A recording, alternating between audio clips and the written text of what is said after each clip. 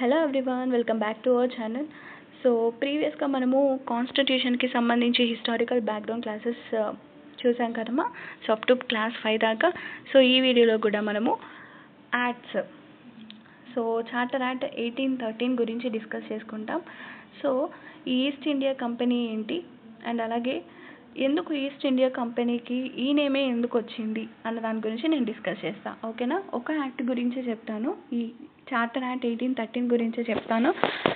So next వీడియోలో మనము charter act 1833 గురించి డిస్కస్ చేసుకుందాం. ఓకే. సో ఈ చార్టర్ యాక్ట్ 1793 గురించి ప్రీవియస్ వరకు డిస్కస్ చేసుకున్నాం కదా. సో ప్రీవియస్ వీడియోలో కూడా నేను చెప్పాను.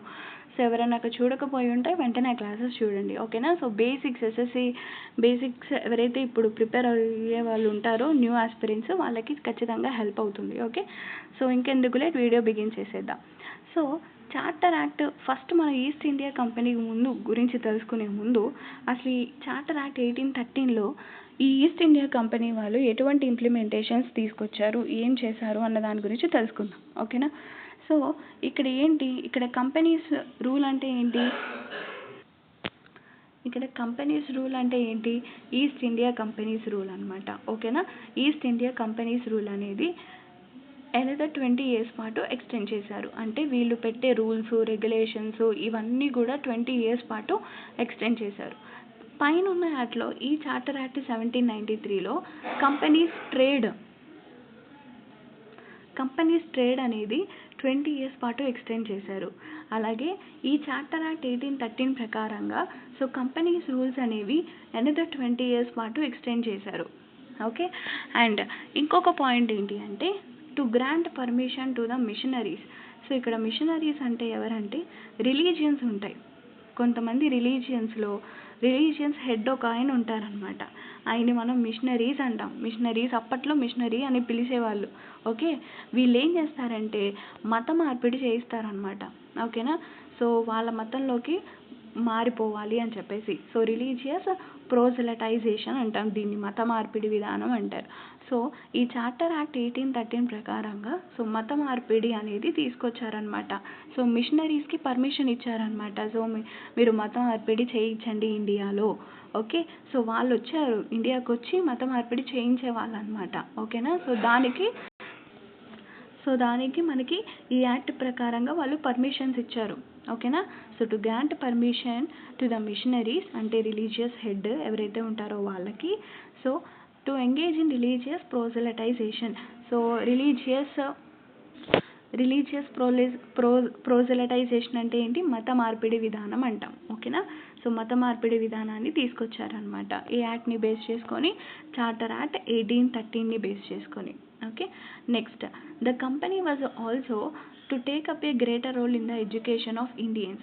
ఇందులో మేజర్ ఇంపార్టెంట్ థింగ్ ఏంటి అంటే ఇండియన్స్ యొక్క ఎడ్యుకేషన్ని ఫస్ట్ టైం ఇక్కడే స్టార్ట్ అయిందనమాట. ఇండియన్స్కి ఎడ్యుకేషన్ ఇవ్వాలి, సో సరైన విద్యా విధానాన్ని తీసుకురావాలి, సో అందరికీ ఎడ్యుకేషన్ని అందించాలి అనే అసలు ఎడ్యుకేషన్కి ఒక పునాది వేసింది ఏ యాక్ట్ అంటే చార్టర్ యాక్ట్ 1813. ఈ యాక్ట్ లేకపోతే అసలు మనకి ఎడ్యుకేషన్ అనేదే లేదు. ఓకే.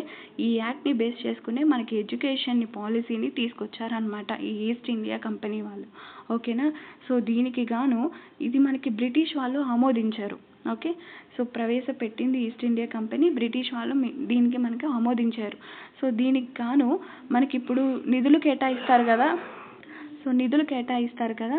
సో దానికి గాను మనకి 1 lakh rupees ప్రతి సంవత్సరం 1 lakh rupees అనేది దీనికి కేటాయించే వాళ్ళు అనమాట. ఓకేనా?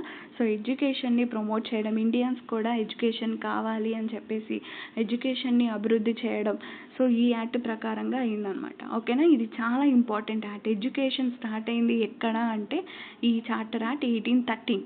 ఓకే. మోస్ట్ ఇంపార్టెంట్ అనమాట. ఓకేనా? సో ఈ యాక్ట్లో మనము ఏం చూసాము, charter act 1813 and companies rules అనేవి 20 years వరకు ఎక్స్టెండ్ చేశారు. అండ్ అలాగే మిషనరీస్ని ప్రమోట్ చేశారు. అండ్ అలాగే మిషనరీస్ అంటే ప్రమోట్ చేయడం అంటే ఏంటి, వాళ్ళు మత మార్పిడి చేయించేవాళ్ళు. ఇక్కడ మిషనరీస్ అంటే ఒక హెడ్ ఉంటారనమాట. ఇప్పుడు ఫర్ సపోజ్ క్రిస్టియనిటీ తీసుకుందాం. సో క్రిస్టియనిటీలో ఒక హెడ్ ఉంటారు. ఆయన వెళ్ళి మా మతంలోకి రండి, అని మార్చేస్తారనమాట. సో ఇలా మత మార్పిడి విధానాన్ని తీసుకొచ్చారు. దాన్ని మనం రిలీజియస్ ప్రోజిలటైజేషన్ అంటాం. ఓకే, చాలా ఇంపార్టెంట్. అలాగే ఇండియాలో ఎడ్యుకేషన్ని తీసుకురావడం, దానికి గాను 1 lakh రూపీస్ అనేది ఉండడం, అంటే తీసుకురావడం అనమాట. సో సంవత్సరానికి 1 lakh రూపీస్ని వీటి కోసం ఖర్చు చేసేవాళ్ళు అనమాట. ఓకేనా. సో ఇది బ్రిటిష్ వాళ్ళు మనకి ఆమోదించారు. ఓకే, సో ఇది most important act. Okay, so next వీడియోలో నేను ఈస్ట్ ఇండియా కంపెనీకి ఎందుకు పేరు వచ్చింది దాని గురించి డిస్కస్ చేస్తాను. ఓకేనమ్మా. సో వీడియో లాంగ్ అయిపోతుంది కదా, అందుకనే నేను ఈ ఒక్క యాడ్తోనే ఎండ్ చేసేస్తాను. నెక్స్ట్ వీడియోలో ఈస్ట్ ఇండియా కంపెనీకి ఎందుకు నేమ్ వచ్చింది, అలాగే వీళ్ళే ఎందుకు మనకు ట్రేడ్ చేయాలనుకుంటున్నారు, ఇండియాతో ఒప్పందం కుదుర్చుకోవాలనుకుంటున్నారు అన్న దాని గురించి డిస్కస్ చేస్తాను. ఓకేనా. సో ట్రేడింగ్ ఎందుకు ఈస్ట్ ఇండియా కంపెనీ వాళ్ళే మన ఇండియాలో ఎందుకు చేయాలనుకుంటున్నారు, ఇవన్నీ కూడా మనకు హిస్టరీకి లింక్ అయి ఉంటాయి. హిస్టరీ ఐడియా ఉంటే ఆటోమేటిక్గా మనకు బేసిక్ హిస్టారికల్ బ్యాక్గ్రౌండ్ అర్థమైపోద్ది వాట్ ఈస్ వాట్ అని. ఓకే, సో నెక్స్ట్ వీడియోలో ఈస్ట్ ఇండియా కంపెనీ గురించి చెప్తాను. ఓకే, సో ఆ తర్వాత క్లాసెస్లో మనకి చార్టర్ యాక్ట్ అండ్ అలాగే చార్టర్ యాక్ట్ 1853 గురించి డిస్కస్ చేస్తాను.